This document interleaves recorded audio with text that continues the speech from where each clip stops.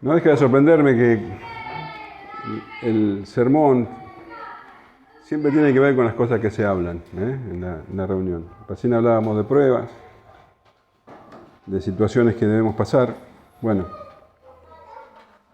ahora vamos a ver justamente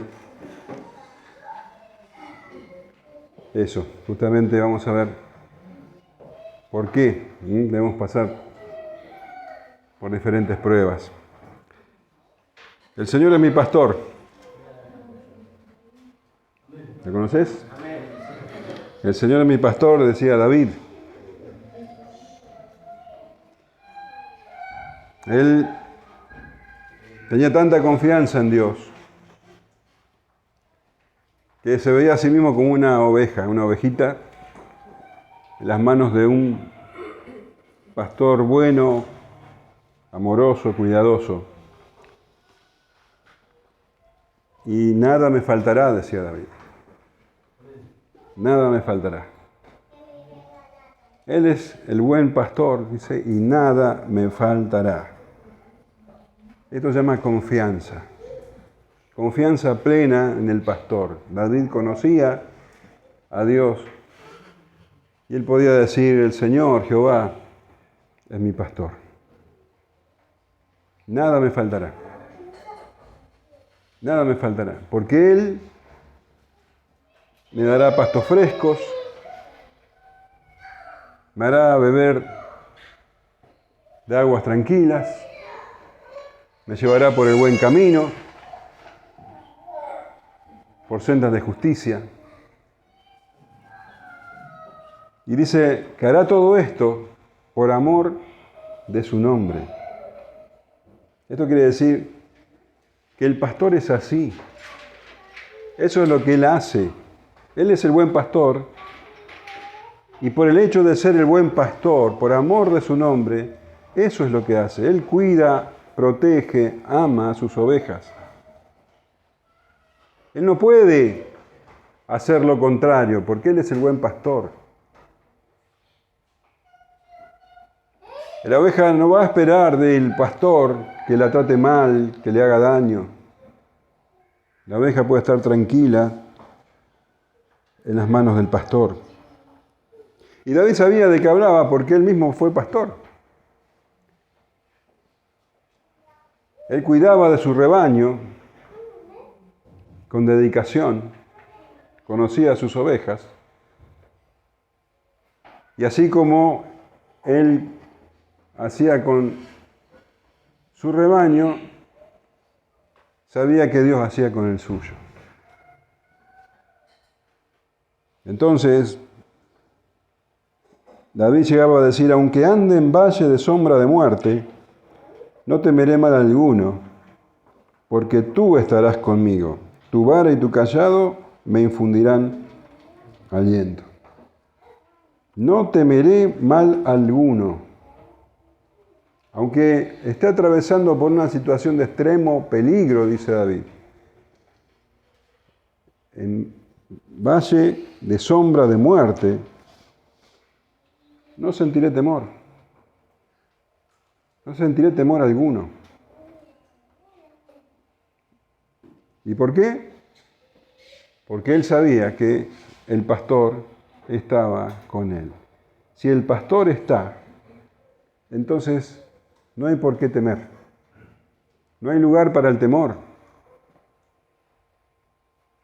Tu vara y tu cayado me infundirán aliento. Aún en valle de sombra de muerte tendré aliento. Sin el pastor, claro, reina el desaliento, el temor, pero Él está allí. Él está allí porque tú estarás conmigo. Esta es una seguridad tan grande que toda oveja debería tener. Esa seguridad que tenía David es la que tenemos que tener todos nosotros. Entonces, es bueno que nos preguntemos si el Salmo 23 es real en nuestra vida. si realmente tenemos esa clase de confianza en el pastor, en Jehová. Si verdaderamente, aunque andemos en situaciones tremendas, aún en situaciones de muerte, ¿sentimos o no sentimos temor? El Señor Jesús dijo, yo soy el buen pastor. El buen pastor su vida da por sus ovejas. También dijo, yo soy el buen pastor y conozco mis ovejas y las mías me conocen. Así como el Padre me conoce y yo conozco al Padre y pongo mi vida por las ovejas.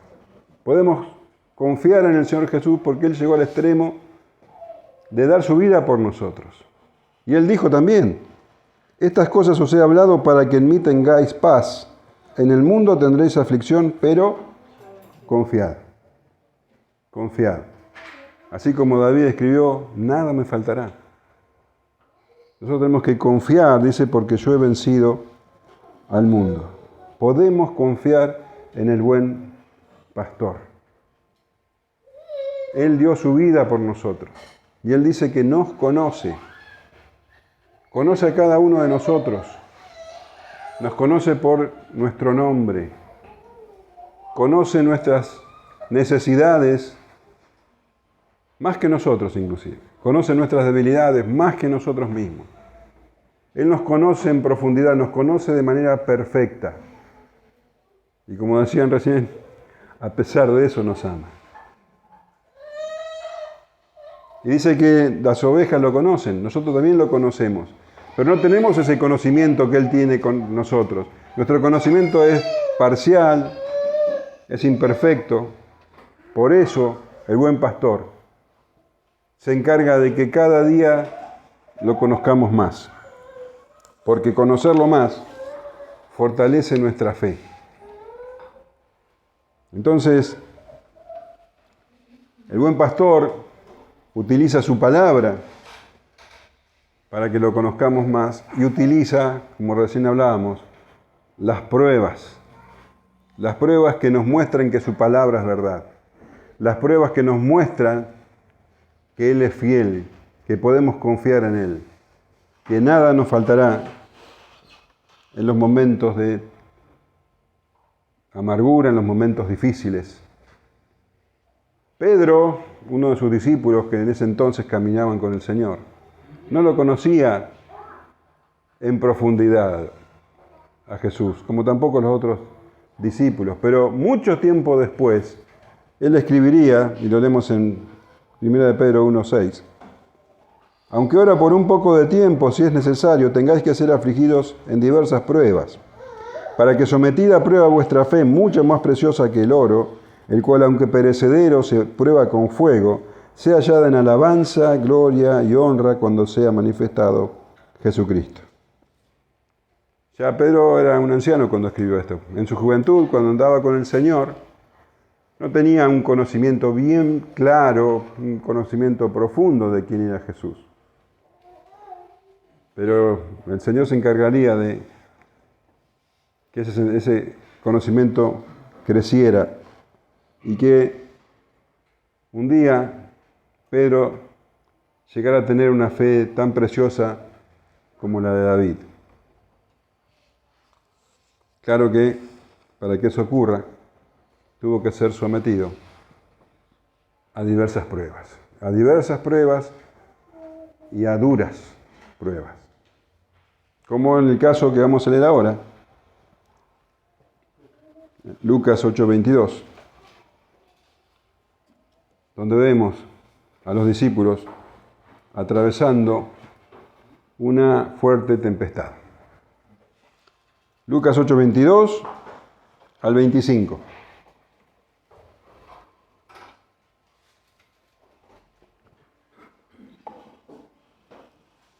Aconteció un día que entró en una barca con sus discípulos y les dijo, pasemos al otro lado del lago, y partieron.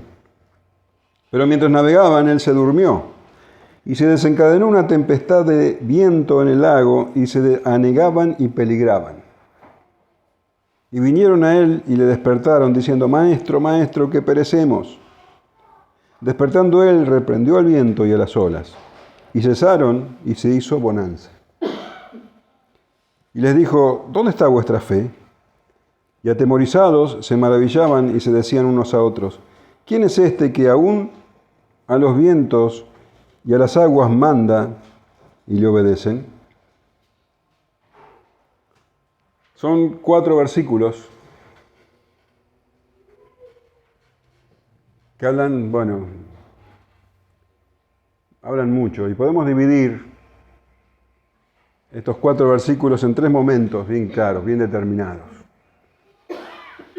Tenemos la paz que precede a la tormenta, tenemos la paz en medio de la tormenta y tenemos la paz después de la tormenta. En estos 4 versículos. Vamos a ir al primer momento, la paz que precede a la tormenta. Aconteció un día, cuenta Lucas, que entró en una barca con sus discípulos y les dijo, pasemos al otro lado del lago, y partieron. Lucas no nos da un tiempo preciso de cuándo ocurrió esto. No le interesaba tanto dejar escrito eso, pero Marcos nos da ese dato y lo encontramos en 4:35 de Marcos. Dice, aquel día, cuando llegó la noche, les dijo, pasemos al otro lado. Aquel día se refiere al día en que él predicó la parábola del sembrador y otras parábolas más. Ese día, entonces, al llegar la noche, les dijo, pasemos al otro lado.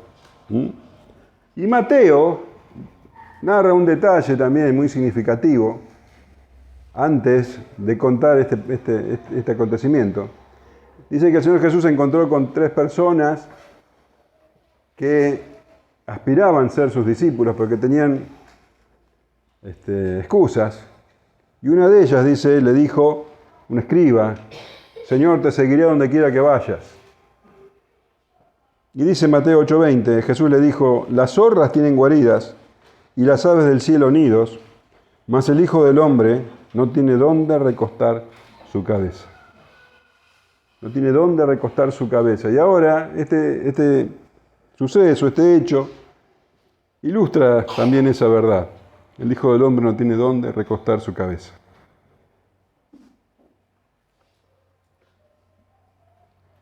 El día había sido agotador, por lo que leímos.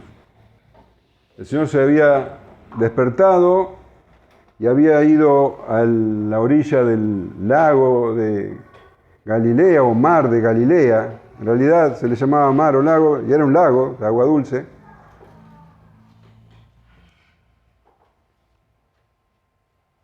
Y dice que la multitud lo seguía y como se agolpaba alrededor de él, tuvo que subir a una barca para predicarles.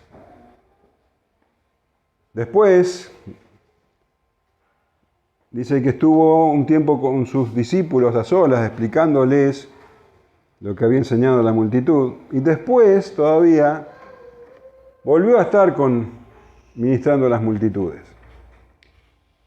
O sea que había sido un día de mucha actividad. El Señor estaba verdaderamente agotado. Entonces dice que les dijo a los discípulos, pasemos al otro lado del lago, y partieron. Mateo dice, viéndose Jesús rodeado de mucha gente, mandó pasar al otro lado. Y esto quiere decir que, el otro lado del lago es la ladera oriental, digamos, del lago, del mar de Galilea. Allí había una región llamada de Gadara, donde había un hombre que nosotros conocemos. ¿Quién? El endemoniado gadareno. Entonces el Señor Jesús tenía que pasar al otro lado del lago, porque allí estaba este hombre. Ahora no sabemos, nos dice la Escritura que el Señor sabía que estaba el endemoniado allí. El hecho es que Dios había determinado que debía encontrarse con él. Si sabía el Señor Jesús o no, no lo está escrito. Pero él debía pasar al otro lado del lago. Y Dice que subió a la barca con sus discípulos, tal vez sea una barca de Pedro o Andrés, o tal vez la barca de Andrés y Jacobo, que aunque ya lo seguían al Señor a tiempo completo, probablemente no vendieron sus barcas, pero es de especulación. La cuestión es que subió una barca, tal vez es la misma barca que predicó a la mañana. Y el Señor estaba verdaderamente agotado. Las multitudes lo seguían. Y aun cuando se subió a la barca y arrancaron, ¿cómo se dice? Zarparon. Dice que también lo seguían otras barcas. Mirá lo que dice Marcos 4:36. Despidiendo a la multitud, le tomaron como estaba en la barca y había también con él otras barcas. La Nueva Traducción Viviente dice, así que dejaron a las multitudes y salieron con Jesús en la barca, aunque otras barcas lo siguieron. O sea que las multitudes siempre lo seguían al Señor. Para él descansar era algo muy extraño, muy raro. Siempre lo estaban despertando, siempre lo estaban buscando. Entonces, este momento en que él estaba arriba de una barca, con sus discípulos solamente, sus discípulos de confianza, y sin gente además de ellos, era una ocasión clara para que él pudiera descansar. Él era Dios, 100% Dios, pero también era 100% hombre. Y vemos en la Escritura que él tenía sed, que tenía hambre y que también necesitaba dormir. Es la única ocasión en que se lee que el Señor duerme. Así que es algo resaltable. Así que dice que se subió a la barca y dice, pero mientras navegaban, él se durmió. Estaba realmente agotado y aprovechó ese tiempo para descansar. Marcos nos da el detalle, Marcos 4:38 dice, estaba en la popa, que los marinos que hay acá saben que la popa es la parte trasera del barco, durmiendo sobre un cabezal, sobre una almohada. O sea, se puso una almohada y quedó, como decimos nosotros, planchado. Se durmió profundamente. Y justamente el verbo que se utiliza en griego da a entender que estaba plácidamente dormido, pacíficamente dormido. Y podemos imaginar cómo sería el sueño del Señor, ¿no? ¿Cómo sería el sueño de alguien que no tenía ningún tipo de pecado? Alguien en cuya cabeza no se asomó nunca un pensamiento pecaminoso. Un corazón completamente limpio. Alguien que no tenía ninguna clase de culpa. Alguien que tenía plena confianza en su Padre celestial. Imaginemos esa clase de sueño. Alguien que estaba en perfecta paz, en completa comunión con Dios, un corazón completamente bondadoso. ¿Cómo sería esa clase de sueño? Muy distinto al nuestro. Nosotros cuando vamos a dormir tenemos que pedir perdón porque hemos pecado. Y tenemos que lidiar con muchas cosas, palabras que tal vez no deberíamos haber dicho, tal vez palabras que ocasionaron dolor a otros, actitudes o palabras nuestras que deberíamos haber evitado y actitudes y palabras de otros que tal vez nos hirieron a nosotros. Preocupaciones, temores, tantas cosas que hacen que nuestro sueño no sea tan tranquilo. Incluso a veces Nos cuesta conciliar el sueño a causa de estas cosas. Pero nos queda un consuelo. Algún día vamos a poder entender ese sueño de Jesús. Algún día cuando estemos en su presencia, vamos a poder conocer ese tipo de descanso. Sin culpas, sin dolor, sin temor, sin preocupación. Y el Señor dice que estaba plácidamente dormido, y evidentemente estaba profundamente dormido, porque ni aún la tormenta que se desencadenó lo pudo despertar.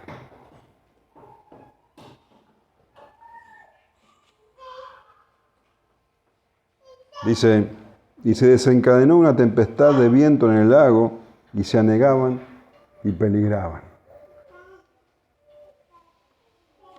Ya habíamos hablado de esto en algún otro sermón, de que el lago de Galilea tiene la particularidad de que está muy abajo del nivel del mar. De hecho, es el lago más bajo en todo el mundo. Y las laderas tienen montañas escarpadas que son muy altas, llegan algunas hasta 3.000 metros. Entonces, descienden los vientos fríos. Imagínate, descienden de manera rápida, chocan con el agua que es cálida y entonces de un momento a otro se desatan estas tormentas. Las tormentas en ese lago son algo común, tormentas violentas, pero tenemos que tener en cuenta que en la barca había navegadores experimentados, Pedro, Juan, Jacobo y Andrés, eran pescadores y debían estar acostumbrados a las tormentas. Tal vez había otros pescadores más entre los apóstoles. El hecho de que estos hombres estaban acostumbrados a tormentas, pero esta en particular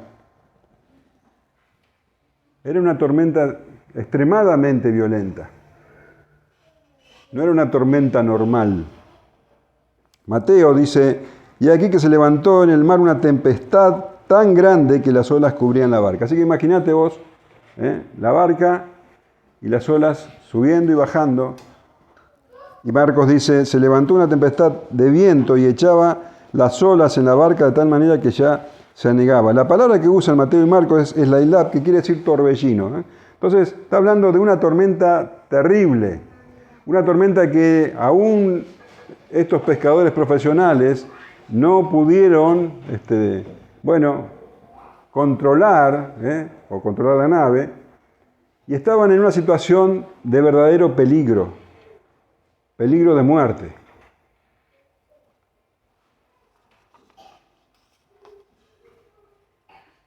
Y entraron en pánico, estaban desesperados. En total contraste con el Señor Jesús. Él seguía en popa, con su cabeza apoyada en la almohada, durmiendo plácidamente. La paz en medio de la tormenta de la que te hablaba. Mientras que los discípulos estaban con la tormenta externa y la tormenta interna. Estaban realmente desesperados. Una tormenta terriblemente fuerte. Y hay algunos estudiosos, algunos comentaristas, que dan una explicación bastante macabra al origen de esta tormenta, a la causa de esta tormenta.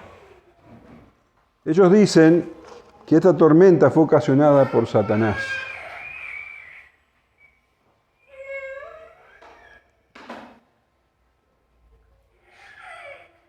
Se basan en que, ¿vos te acordás? ¿Leíste Job? En el capítulo 1, Job le pide permiso a Dios en definitiva, para atormentarlo, ¿no? A Job. Y el Señor le dice, bueno, haz lo que quieras con él, menos, no lo toques. Y más adelante leemos que se levantó un viento que derribó la casa donde estaban los hijos y los mató a todos. Entonces sostienen estos estudiosos, estos comentaristas, que el viento que tiró la casa de Job lo provocó Satanás. Y ahora él estaría provocando este viento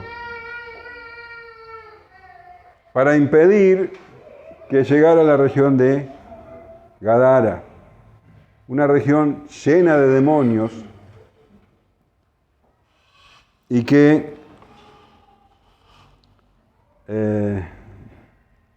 no querían permitir que el Señor llegara para que no pudiera hacer su obra allí. Y también dicen,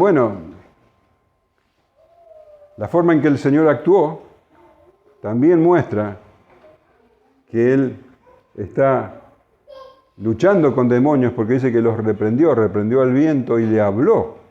Entonces estas personas dicen, claramente, le dijo, calla, enmudece, claramente le está hablando a Satanás. Entonces esta tormenta, según ellos, es obra de Satanás. Es un argumento bastante llamativo, que puede servir para una novela, una película, pero la Biblia dice otra cosa. La Biblia deja claro que Dios es el Señor de los vientos. Dice en el Salmo 48:7, con viento solano quiebras tú las naves de Tarsis. Dios quiebra las naves de Tarsis con viento solano. El Salmo 78:26 dice, movió el solano en el cielo y trajo con su poder el viento del sur. Dios, no el diablo. Dios. Y fíjate lo que habla en Jonás 1:14, pero Jehová le hizo levantar un gran viento en el mar, y hubo en el mar una tempestad tan grande que se pensó que se partiría la nave. Dios, en su soberanía, había determinado que los discípulos tuvieran que atravesar esa tormenta.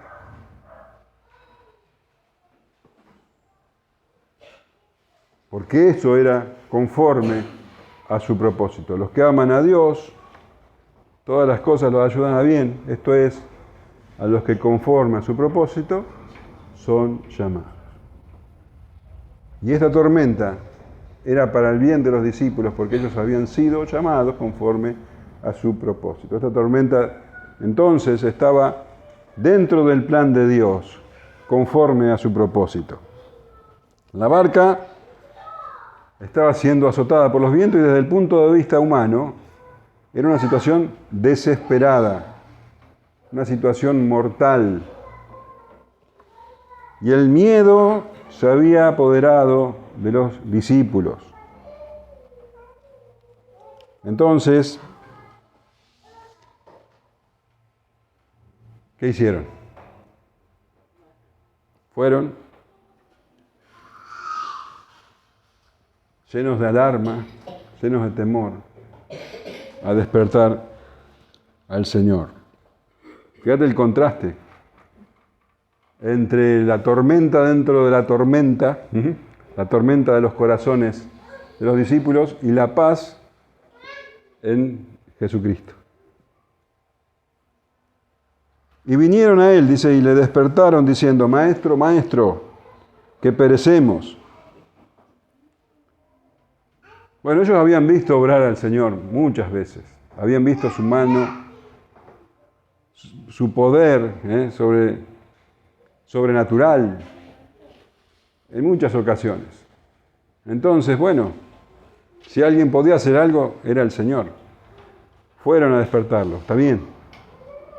Fueron a Él en medio de la prueba.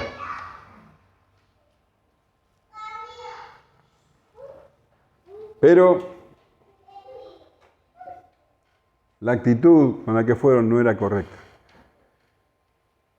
Porque ellos estaban así de alterados, así de temerosos, en ese estado de pánico, porque no habían confiado, porque no habían creído.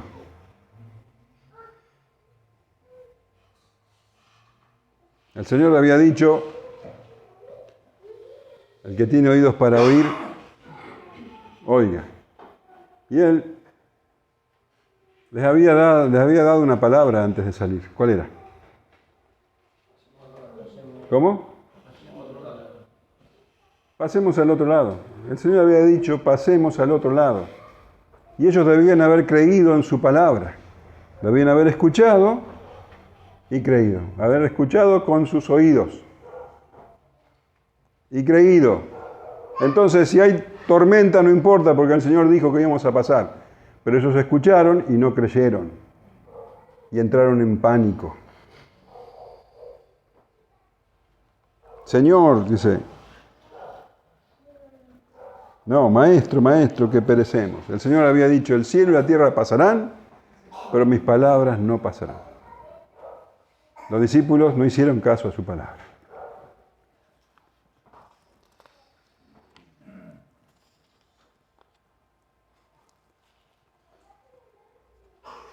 Tenían temor, porque no tenían fe.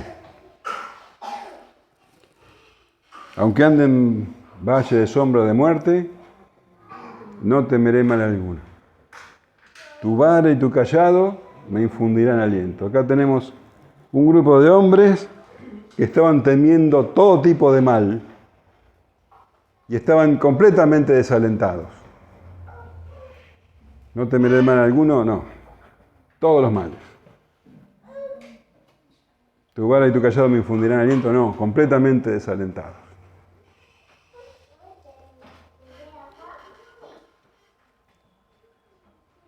Y no solamente fueron al Señor con falta de fe, sino que también fueron con una actitud de reproche. No se nota en Lucas, pero sí es claro en Marcos. Fíjate lo que dice Marcos 4:38. Y él estaba en la popa, durmiendo sobre un cabezal, y le despertaron y le dijeron, Maestro, ¿no tienes cuidado que perecemos? Las otras versiones, la Palabra de Dios para Todos, la NBI, la Lenguaje Actual y varias más, traducen, Maestro, ¿no te importa que nos vayamos a ahogar? O sea, en otras palabras, les estaban diciendo, Maestro, nosotros estamos acá pasando esta situación por tu causa, por tu culpa, por decirlo de otra manera. Y vos estás durmiendo tan tranquilo y no te importa lo que nos pase.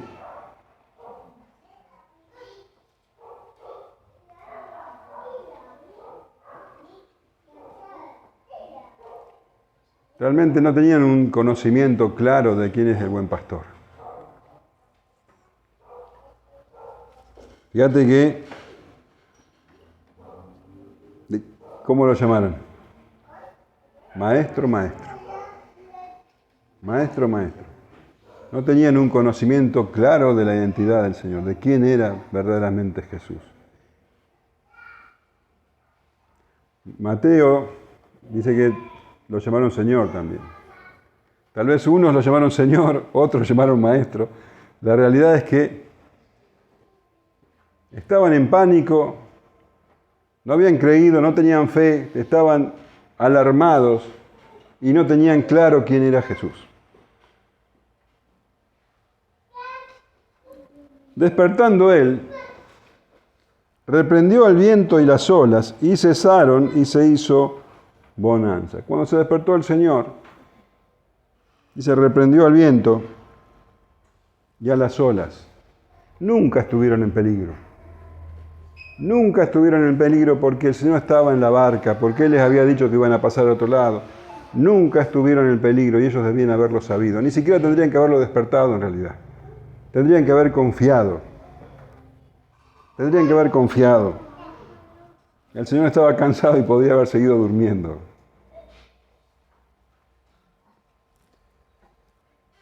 El Señor, cuenta Marcos, dice, habló al viento y al mar, les dijo, calla y enmudece, y el viento y las olas cesaron. ¿Quién hace eso? ¿Quién le habla al mar? ¿Quién le habla al viento y el mar y el viento le hacen caso? Esa es la clase de poder que tenía el Señor, esa es la clase de autoridad. Y vos fíjate, algunos tratan de justificar este milagro diciendo, bueno, así como las tormentas se desatan de improviso, también se calman de improviso. Puede haber dado la casualidad de que cuando el Señor dijo eso, el viento cesó, pero si hubiera sido solamente esto, las olas tendrían que haber continuado. Vos sabés que cuando el agua se agita, después sigue la inercia. Cuando se detiene, sigue la inercia. Vos hacés la prueba con una pileta, movela un poco y dejá de moverla. Vas a ver que el agua sigue en la inercia. Pero acá nos habla de que Él le habló al viento y a las olas y vino grande bonanza. O sea que no solamente se cambió el viento, sino que también las olas se detuvieron inmediatamente. Un claro milagro del Señor. De estar en medio de la tormenta, ahora estaban en paz completa. Ahora viene entonces la paz después de la tormenta. Una bonanza muy grande, dicen los otros evangelios. Y les dijo, ¿dónde está vuestra fe? ¿Dónde está vuestra fe? Mateo nos cuenta que cuando lo despertaron, el Señor no detuvo inmediatamente la tormenta, sino que primero los reprendió en medio de la tormenta. Imagínate la situación, con las olas tapando la barca, anegándola, llenándola de agua, el viento arreciando y el Señor en medio de la tormenta reprenda a sus discípulos en total control de la situación, sin alterarse de ninguna manera, les dijo, ¿por qué teméis, hombres de poca fe? En el medio de la tormenta. En el medio de la tormenta le dicen, ¿por qué tenés miedo? No después de la tormenta, en el medio de la tormenta. ¿De qué temes? ¿Por qué tienen miedo? Y la respuesta es, porque tienen poca fe. Tienen miedo porque tienen poca fe. ¿Por qué tienen miedo? ¿Por qué? Porque tienen poca fe. Entonces, acá tenemos que sacar bien claro la clave del sermón. Vamos a definir lo que significa poca fe. Poca fe.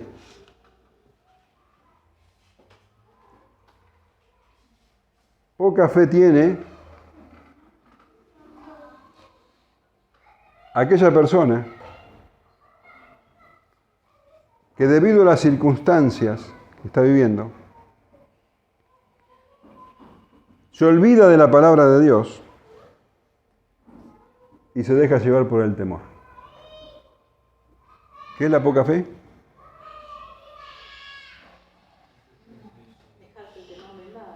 Debido a la circunstancia que estás viviendo, te olvidás lo que dice el Señor y te dejas llevar por el temor.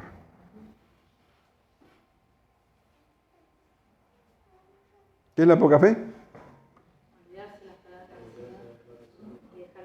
Las circunstancias te hacen olvidar la palabra del Señor y te dejas llevar por el temor. Eso es tener poca fe. ¿Por qué te lo estoy remarcando una y otra vez?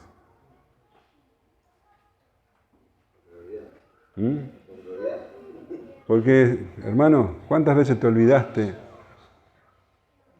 la palabra del Señor? Te olvidaste lo que el Señor hizo en tu vida y te dejaste llevar por el temor. ¿Cuántas veces? ¿Sabes qué significa eso? Poca fe. Y el Señor no está acá justificando a sus discípulos de ninguna manera. Le está diciendo en medio de la tormenta, ¿por qué temen? Están las olas tapando el barco. El viento moviéndolo como una cáscara de nuez. Y el Señor le dice, ¿de qué están teniendo miedo? Hombres de poca fe. ¿Te das cuenta? En el medio de la tormenta. No cuando la tormenta pasó, en el medio de la tormenta el Señor le dice, ¿por qué tienen miedo? Y cuando pasó la tormenta, el Señor les vuelve a decir, ¿dónde está vuestra fe?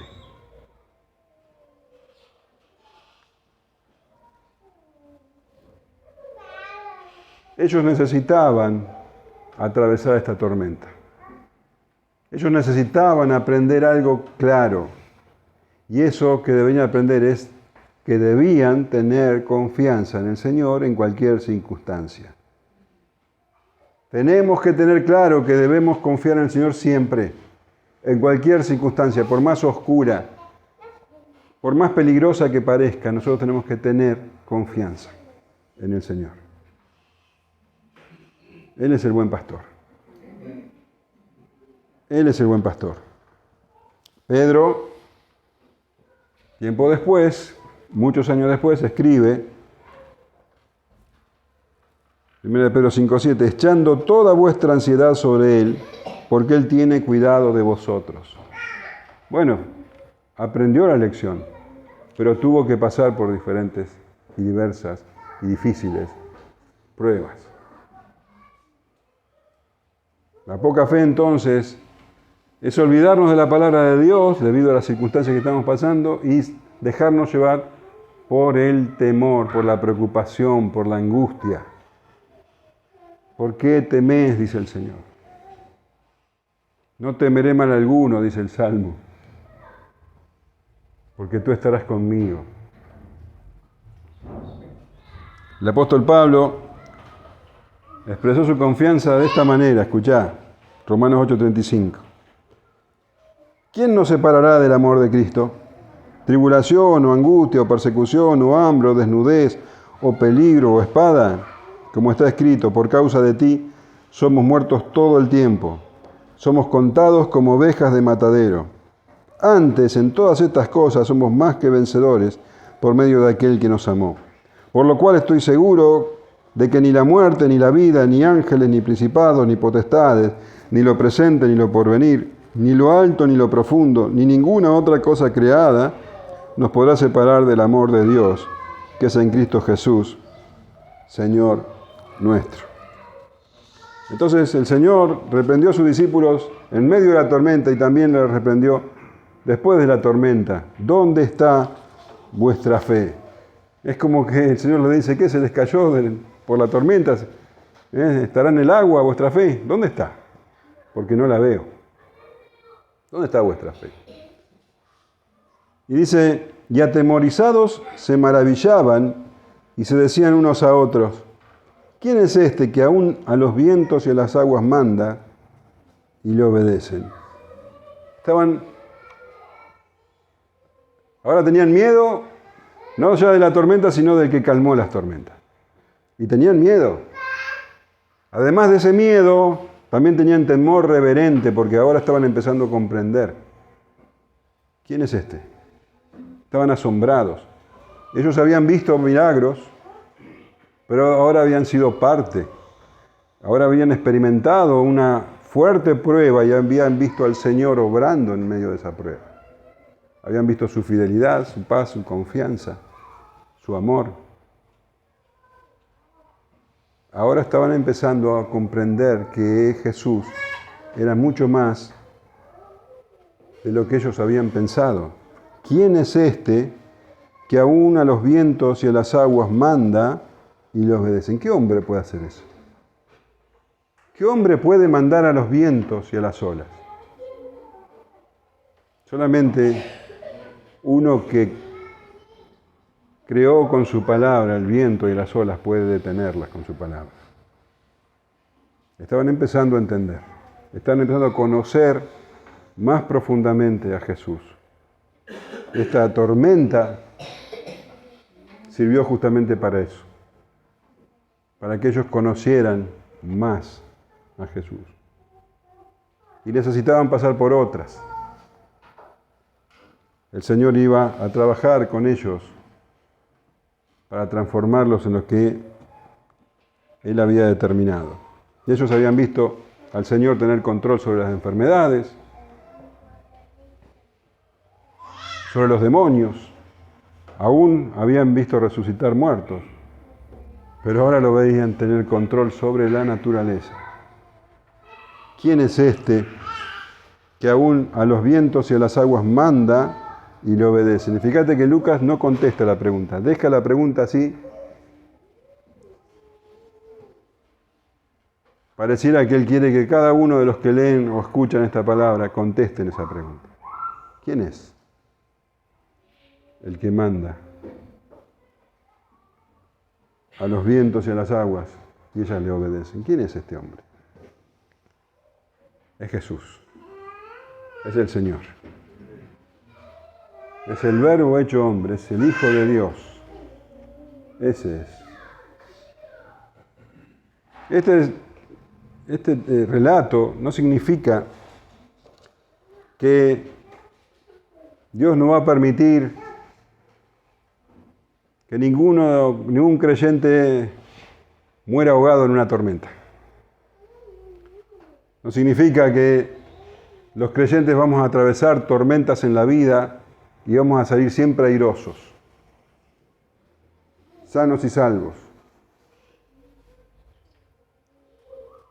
La Escritura deja bien en claro que estamos en un mundo caído y el Señor Jesús dice, en este mundo tendréis aflicción. Pero, dice, confiad, confiad, confiad, confiad.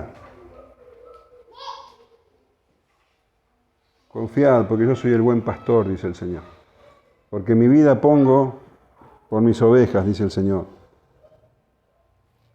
Este relato demuestra que tenemos que tener confianza en el Señor porque Él es el Señor que está en dominio de todas las cosas. Este relato demuestra que nada sucede por casualidad, que no somos un juguete de la tempestad. Demuestra que Él está al control y que debemos confiar. Demuestra que su obra se va a completar en nosotros. Y demuestra que nada nos puede separar de su amor, ni la tormenta más fuerte. Él es el buen pastor. Podemos confiar en Él.